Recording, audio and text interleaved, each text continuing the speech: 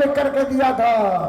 तो बाबा साहब ने कहा था अब तुम्हें राम और कृष्ण को पूजने और खोजने की जरूरत नहीं है। जिन्होंने 4000 वर्षों से तुम्हारे विकास के रास्ते रोक रखे थे, आज मैं उसको अपने विकास की धारा से काट रहा हूं। संविधान पढ़ना और उस ऊंचाई को प्राप्त करना। और बाबा साहब ने जो संविधान में आरक्षण का जो प्रावधान किया, देखो भाई, उन लोगों को, मनुवादियों को आरक्षण का दर्द नहीं है, दर्द इस बात का है कि नीचे बैठने वाला आदमी आज मंच पर बैठ रहा है, आज मंच पर बैठ रहा है और आंख में आंख डालकर पूछता है, बताओ मुंह से बच्चा कैसे पैदा होता है, मुंह से बच्चा कैसे पैदा होता है।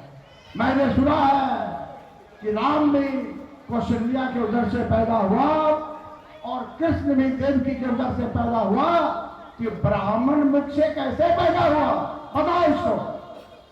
मुख से पैदा हुआ। आप साहब कह आरक्षण कोई क्या आरक्षण जो है ये कोई भीख नहीं है, प्रगति का हमारा जो उसका अधिकार है, उस अधिकार का द्योतक है। इसलिए साथियों, संविधान मैं कहता हूं पाखंडवाद, अंधविश्वास, मनोवाद और ब्राह्मणवाद को लाभ की जुड़ी से ठोकर मारकर जिन्होंने आगे बढ़ा है, पेरियार साहब को देखा, उन्होंने क्या कहा, ये सब साहब कुछ नहीं है। आप लोगों को मैं कहना चाहता हूं, हमारा बाबा साहब कहते थे कि हमारा समाज वर्षों से दूसरों का पैर पकड़कर जीते आया है। मैं इस समाज को इतना काबिल बनाना चाहता हूं कि दूसरों के सहारे नहीं, अपने पैरों पर, अपनी ताकत पर चले और बढ़े, ये कहते थे।